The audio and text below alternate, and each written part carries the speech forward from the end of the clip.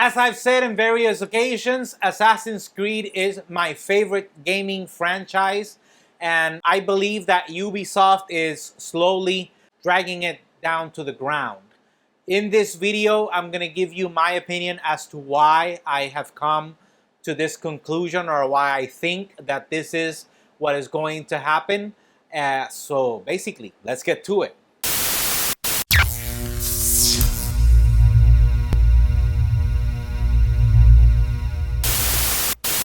Okay, quick disclaimer before we begin. I have never played the original Assassin's Creed game. My love for Assassin's Creed actually began with Assassin's Creed 2, which was basically the introduction to the world of Ezio Auditore da Firenze, who is the protagonist in this series. He is a badass. He is honestly a badass. I think he is still, in my opinion, one of the best characters ever in gaming. And he is one of the reasons I think that first the idea of making a movie came to be, but the idea of making a movie with some other character also came to be, because it was going to be really, really tough to try to have someone be Ezio Auditore da Firenze. It was going to be really, really hard. Every game was a better version than the other that came afterwards. Brotherhood was a great game. Revelations was a great game. Assassin's Creed 3 was a little bit disappointing. That was the one that had the Revolutionary War, or the War for Independence of the United States, the one that had Connor, I think is the name of the character. That one, it wasn't bad, but it wasn't what Assassin's Creed could have been in that time. It wasn't such a forward leap into what Assassin's Creed should have been or could have been. But then again, you know, not all game franchises can have an absolute perfection. So by the time Assassin's Creed Black Flag came around, my faith, if I can give it a name, my faith in the franchise was restored, and it was Black Flag, in my opinion, is one of my favorite games of the Assassin's Creed franchise. After that, for the first time ever, Ubisoft released two games simultaneously. Those two games were Assassin's Creed Rogue and Assassin's Creed Unity. The Assassin's Creed Rogue game was exclusive for the PlayStation 3, while Assassin's Creed Unity was exclusive for the PlayStation 4. These were good games also. Maybe the weakest one of the two could have been, in some people's opinion, Assassin's Creed Rogue, because it was for the PlayStation 3 and the PlayStation 4. Had already been out for a year, but you know, if you play it, and I'm right now playing it on my PlayStation 5, Assassin's Creed Rogue is one of the greats Assassin's Creed games. It's one of the greats. I'm not joking. After that came Assassin's Creed Syndicate, and it was an okay game. It was not perfect, but then again, you know, like Assassin's Creed 3, I did not expect perfection.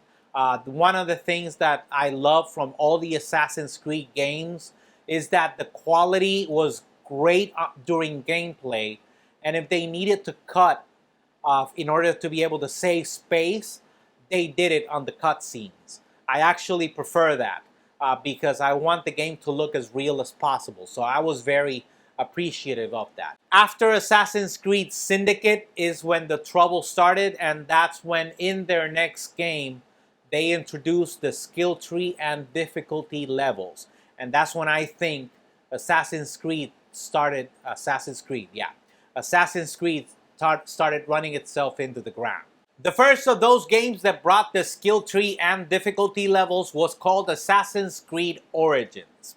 It was not a bad game by any means, don't get me wrong, but it went too far back, in my opinion. It's one of the things that I criticized from it. It still had amazing graphics, but it didn't connect as naturally as the others did.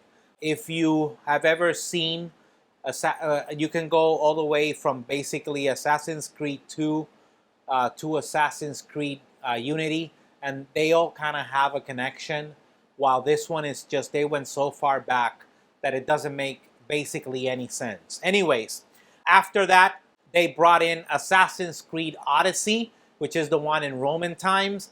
I thought this was the one that was going to restore my faith in Assassin's Creed, but there was this skill tree again, difficulty levels. I mean, it got to the point that I played while I was going from one place to another, and I either found myself facing a person that I couldn't kill because his level was too high, or facing an animal that was too tough for me to face. The thing about Assassin's Creed, one of the things that I used to love about Assassin's Creed, it got progressively difficult, which I'm going to discuss later on. By the time Assassin's Creed Valhalla came around, I still saw that the skill tree was there, so I didn't even bother buying that Assassin's Creed version. And the latest news is that there is a code name Assassin's Creed Infinity, which is rumored to be some kind of Fortnite, Apex Legends kind of game, which is going to have you buying every now and then things to keep you interested in the game. I don't know how they're going to do that. The great thing about Assassin's Creed was the story, so I'm guessing that they're going to throw the stories out the window and just make it a Fortnite kind of game, which is like a Battle Royale kind of game, and that, I don't know. Anyways, now I'm going to get back to the difficulty part.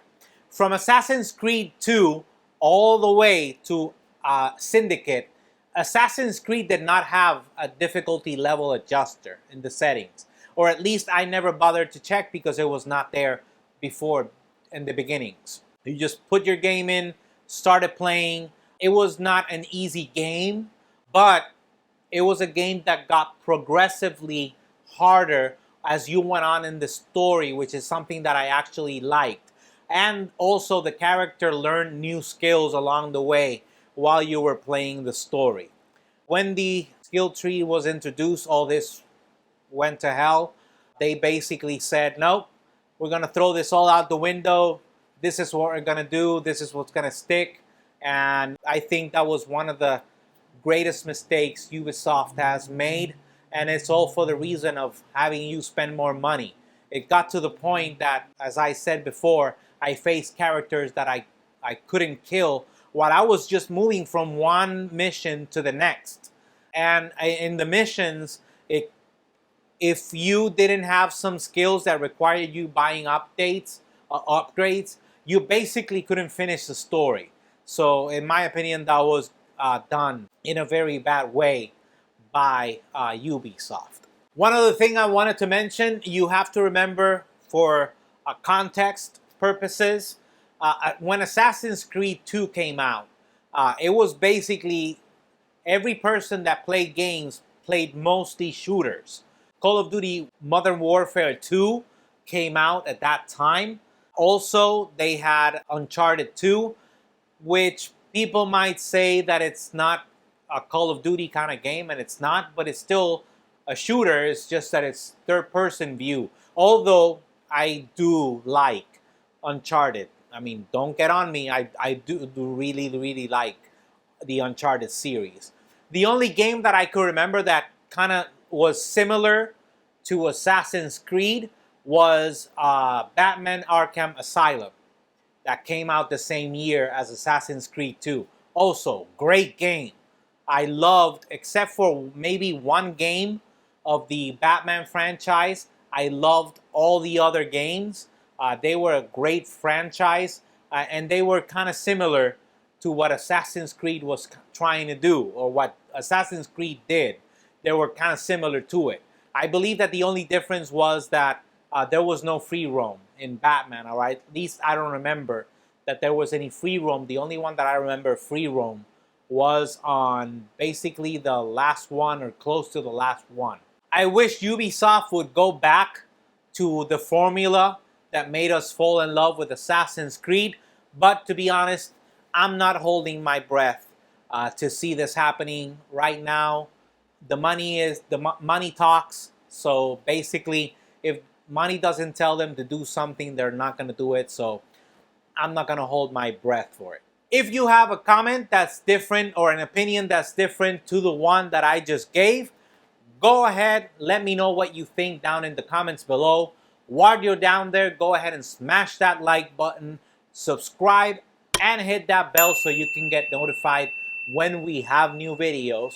Go ahead, if you have a Gmail account, you have a YouTube account. So subscribe, help us grow, and also that like is very important to help us with YouTube's algorithm. Remember, we're available on Facebook, Instagram, Twitter, and obviously YouTube at J.R. Abrams Tech, so you can stay up to date with the latest news and rumors about tech. Until next time.